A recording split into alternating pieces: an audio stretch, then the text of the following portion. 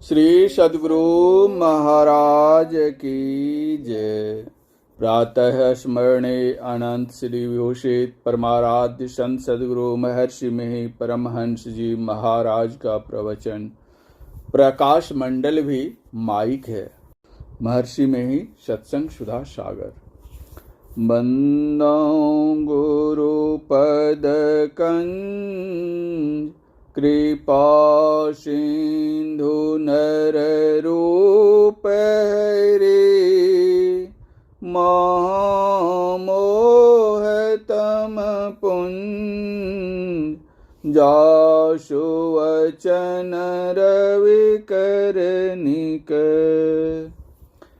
प्यारे सत्संग प्रेमियों, जिसमें परिवर्तन नहीं हो, जिसका विनाश कभी नहीं हो, वह ईश्वर है। जो माइक पदार्थ है उस सब में परिवर्तन होता है और सब का विनाश भी होता है। परमात्मा का विनाश नहीं होता, परिवर्तन नहीं होता। वह अजर अमर अविनाशी है। उसका संग हो जाए, मेल हो जाए तो जानिए पूरा सत्संग हो गया। लेकिन यह एक ही भाव मनुष्य के लिए बहुत दूर है। विचार से कह देना बहुत सुगम है, पर ठीक ठीक होना बहुत दूर है। माइक आवरणों में कोई ईश्वर का दर्शन नहीं पा सकता। आवरण तीन है: अंधकार, प्रकाश और शब्द। इन तीनों में ईश्वर दर्शन नहीं होता। एक मुनि का शिष्य था। उसने गुरु से प्रार्थना की, ब्रह्म के द्वार का मुख्य प्रकाश के आवरण से बंद है, मेरे वास्ते उसको हटा दीजिए। अंधकार को हटाने की प्रार्थना करते हैं, प्रकाश को हटाने की प्रार्थना करते हैं। अंधकार से बाहर जाना है और प्रकाश से भी बाहर जाना है। सभी माइक आवरणों से बाहर जाना है।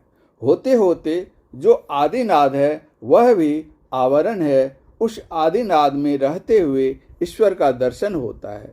यहाँ ईश्वर दर्शन द्वैत भाव होते हुए भी होता है।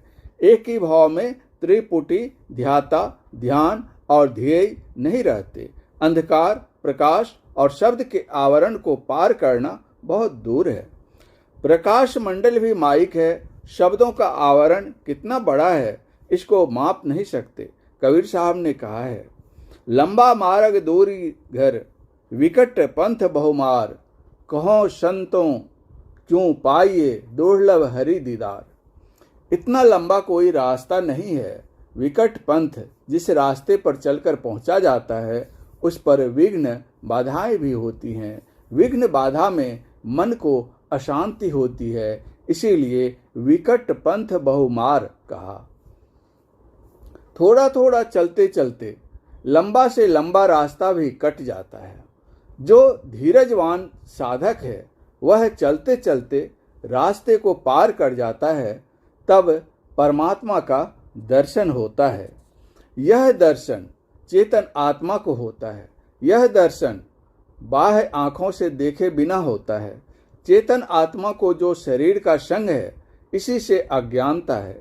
जो चेतन आत्मा की पहचान में आ जाए वही ईश्वर है। जो इस बात को भूल जाएंगे उनको ईश्वर का दर्शन नहीं होगा। किसी अवतारी रूप का दर्शन ईश्वर स्वरूप का दर्शन नहीं है। आंख से जो दर्शन हुआ वह माया का ही दर्शन हुआ। उससे आगे जो आत्म स्वरूप है उसका दर्शन नहीं हुआ। सब रूपों में जो आत्मा है उसका दर्शन रूपों के दर्शन से नहीं होता है। जैसे सबके शरीरों को सब कोई देखते हैं, लेकिन आत्मा को नहीं देखते हैं। आत्मा का दर्शन हो जाता है तो ईश्वर का भी दर्शन हो जाता है। लोग माया के दर्शन को ही ईश्वर का दर्शन मानते हैं। माया क्या है? गोस्वामी तुलसीदास जी महाराज ने रामचरितमानस में लिखा है, गो गोचर जहाँ लगी मन जाई, सो सब माया जानहु भाई। माया को पहचान लेने पर सारे संशयों से छूटना नहीं होता है। माया के दर्शन से पूर्ण शांति नहीं होती है। माया के दर्शन में आपदा आती ही रहती है। सगुण रूप उपासना में गुरु रूप की उपासना भी आ जाती है। शगुन उपासना को छोड़कर कोई आगे नहीं बढ़ सकेंगे। बाहर में तो प्रतिमाओं का दर्शन नहीं करते, परंतु गुरु की प्रतिमा बनाते हैं। चाहे प्रतिमा बनाओ व तस्वीर बनाओ, कोई हर्ज नहीं, लेकिन ध्यान में मनोमय रूप बनाए जाते हैं। संतों ने कहा, केवल यहीं तक नहीं रहो, इससे आगे बढ़ो। यह स्थूल उपासना है। इससे आगे बढ़ने में जो उपासना होती है वह सूक्ष्म शगुन उपासना है। इसका आरंभ बिंदु ध्यान से होता है। पहले शगुन साकार रूप उपासना, फिर सूक्ष्म शगुन रूप उपासना है, फिर सूक्ष्म शगुन अरूप उपासना है। इसको खत्म करके तब जो उपासना है वही निर्गुण निराकार उपासना है। निर्गुण को भी पार कर गया तो वहां केवल एक ही भाव रहता है। इस चेतन से भी बड़े तत्व को चिन्ह लेने पर, पहचान लेने पर हृदय की ग्रंथि खुल जाती है, सारे संशयों का नाश हो जाता है और तब कर्म बंधन टूट जाते हैं। गोस्वामी तुलसीदास जी ने लिखा है, सकल दृश्य निज उदर मेली, सोवई निद्रा तजी जोगी, सोई हरिपद अनुभवई परम सुख, अतिशय द्वैत वियोगी। परम सुख को जो पाता है वह द्वैत से छूटा हुआ होता है। वह शोक मोह आदि से रहित होता है। उसकी पहुंच जहाँ होती है वहाँ स्थान और समय नहीं रहते।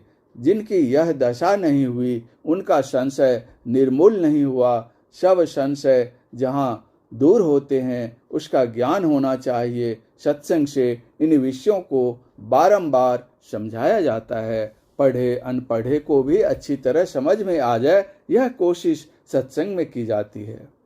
जहाँ ईश्वर का भाव नहीं रखना चाहिए, सत्संग नहीं करने वाले वहाँ ईश्वर का भाव रखते हैं। जिस सत्संग में ईश्वर की चर्चा नहीं वह सत्संग नहीं। साधना करके ईश्वर से मेल हो जाए तो यह ऊंचे दर्जे का सत्संग है। उपासना में प्रथम ही ईश्वर दर्शन तो नहीं होता, लेकिन ईश्वर के ज्ञान में वह मजबूत होता है। आंतरिक उपासना को आंतरिक सत्संग कहते हैं। अद्वैत भाव में ईश्वर का दर्शन हो जाए, यह निर्गुण शब्द ब्रह्म की उपासना से होता है। संत कबीर साहब ने कहा है, संगत ही जरी जाओ न चर्चा राम की, दुल्ह बिना बारात कहो किस काम की। परम पूज्य गुरुदेव का यह प्रवचन भागलपुर जिला अंतर्गत महर्षि मेही आश्रम कुप्पा घाट भागलपुर में दिनांक 20/8/1967 ईस्वी को साप्ताहिक सत्संग के अवसर पर हुआ था। श्री सद्गुरु महाराज की जय।